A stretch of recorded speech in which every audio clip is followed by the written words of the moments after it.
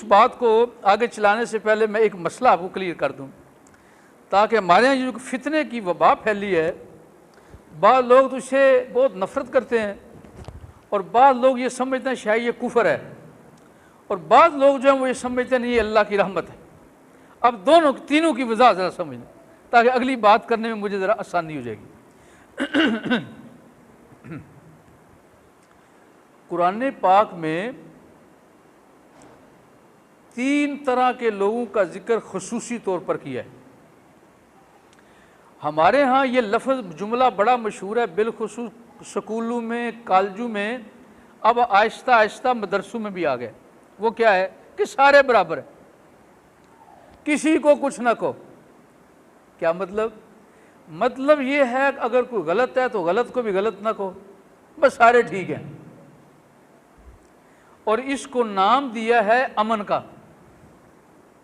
इसको नाम दिया है सुकून का, इसको नाम दिया है पीस का, इसको नाम दिया है भाईचारे का, इसको नाम दिया है अखुव्वत का, इसको नाम दिया गया है ईमानदारी का, इसको नाम दिया गया है दयानतदारी का, कि हम सारे मुसलमान हैं, हम सारे बराबर हैं, किसी को कुछ ना कहो, सब ठीक है। अच्छा, ये लफ्ज़ जुमला सुनने में मज़ा बड़ा आता है, वाह भाई वाह, बंदा बड़ा समझदार है, बड़ा पढ़ा लिखा आदमी है, बड़ा दाना आदमी है, ये मामला फ़हम है, मामले को समझता है और लोगों के की हमदर्दी रखता है। ये हमारे यहाँ अक्सर मशहूर है। अब मैं इसका क्या कहते हैं, रिज़ल्ट निकालते हैं, एनालिसिस करते हैं, या यूँ समझो इसके टुकड़े टुकड़े करके चेक करते हैं कि इसकी हैसियत क्या है। जिस वक्त तक आदमी अंदर न जाए खोखला ही रहता है, अंदर जाके पता चलता है कि अंदर क्या गंद छुपा है या अंदर क्या खुशबू है, तब आदमी का को नतीजा आता है। अगर ये कहा जाए कि सारे बराबर हैं तो आप यकीन कर लें ये जुमला कहना कुरान पाक की रूह से सरासर गलत है। ये लफ्ज़ कहना कुरान पाक की रूह से बिल्कुल गलत है, और बाज़ सूरतों में ये कुफर हो जाता है, बंदा काफिर हो जाता है ऐसा कहने से। अच्छा, अगली बात में समझाने से पहले वो चूँकि थोड़ी सारी आपकी तवज्जो ज़्यादा चाहिए मुझे, ताकि आपको ये बात समझ आए। अगर ये बात आपको समझ आ जाए तो मुझे बड़ी उम्मीद है आपको ये फ़िरका वारियत, ये इख्तिलाफात, ये सारी जो गंदगी है, ये आपको सही समझ आ जाए। आपको फिर फैसला सही करने में सही मुआवनत मिलेगी, गलती नहीं खाओगे। ये बात रख कन्नी बांध लो। वो क्या है, आप जो सारे हज़रात यहाँ तशरीफ़ फरमाओ, हम इधर बैठे कोई नतीजा निकालते। देखो, क्या हम इस वक्त जितने लोग मस्जिद में इस हाल में मौजूद हैं, क्या हम सारे बराबर हैं?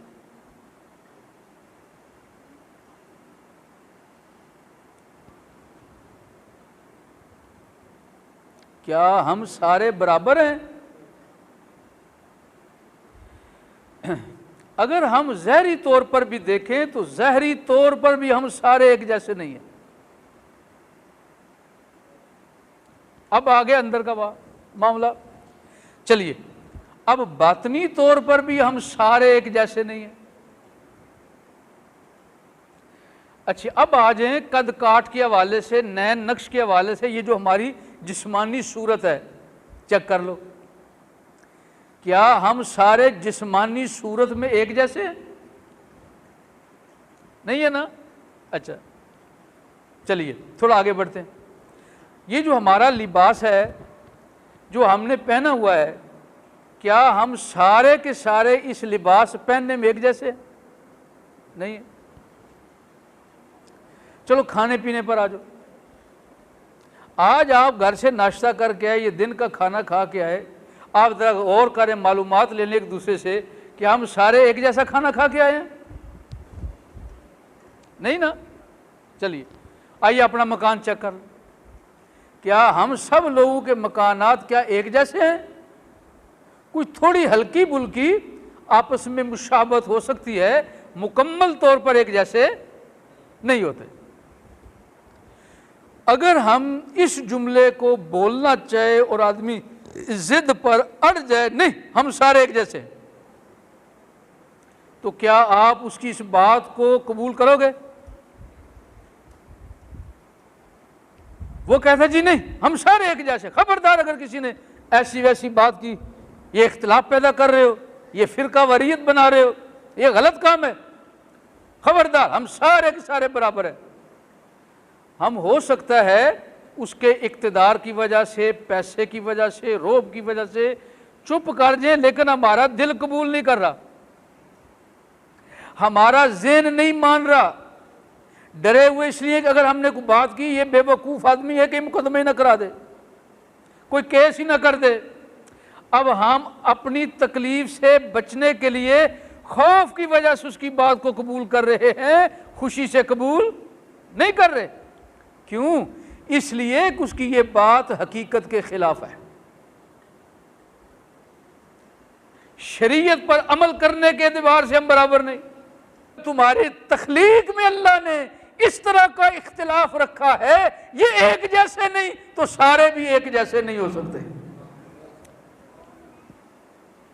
इसलिए ये जुमला बोलना ये गलत है, इसको ठीक कर लो। जी सारे बराबर हैं, सारे ठीक हैं, नहीं, ना सारे बराबर हैं ना सारे ठीक हैं।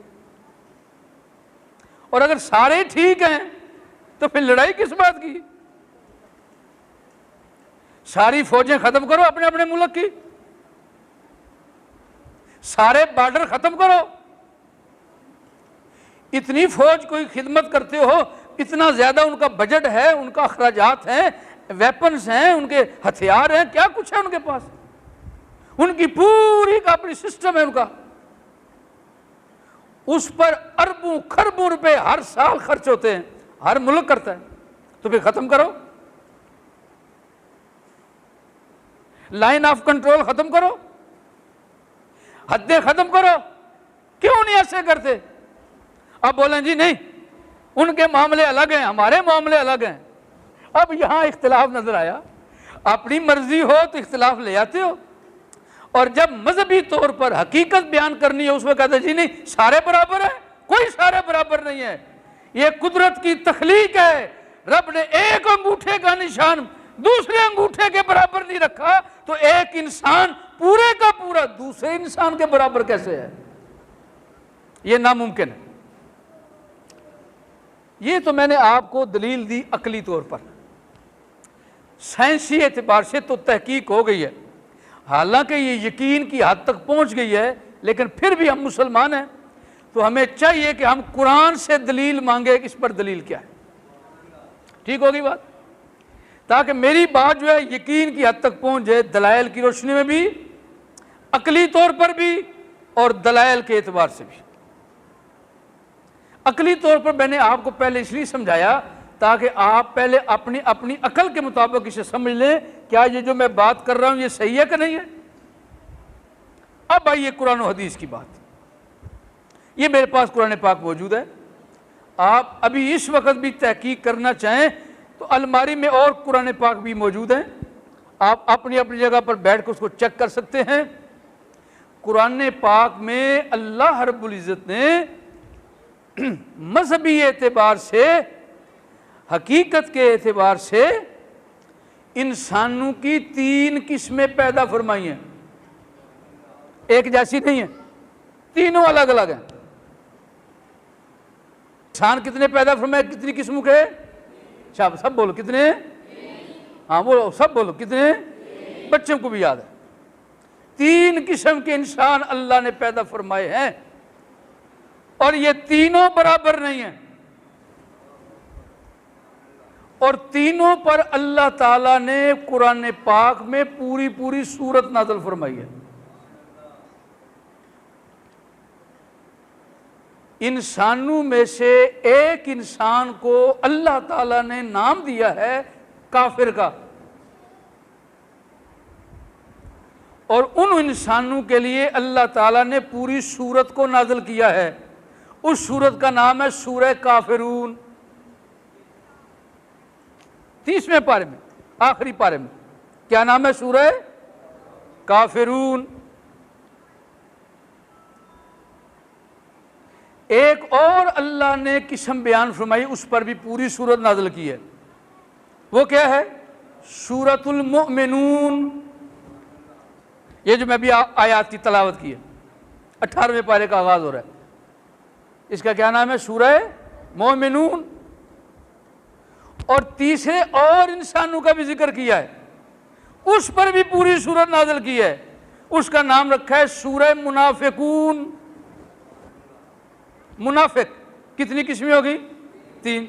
नंबर 1 काफिर, नंबर 2 मोमिन, नंबर 3 मुनाफिक। ना इन्नल्लज़ी ना उन्नल्लज़ी, ना इधर का ना उधर का, उधर जाए तो उन जैसा बने, इधर आए तो इन जैसा बने, इसे कहते हैं मुनाफिक। इंग्लिश में कहते हैं डबल फेसेस, अरबी में कहते हैं जुल वजहैन।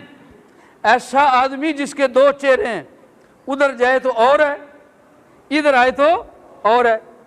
अब बताइए, क्या मुनाफिक और काफिर बराबर है? नहीं। क्या काफिर और मोमिन बराबर है? नहीं। तो जब अल्लाह ने वंड बना दी है, मालिक ने तकसीम कर दी है, तो मेरे और आप में क्या हिम्मत है कि हम बोले नहीं सारे बराबर हैं? कोई सारे बराबर नहीं है। जब रब ने बराबर रखा ही नहीं है, मैं लाख कोशिश करूं, आप लाख कोशिश करो, कभी भी इनको आपस में बराबर नहीं कर सके।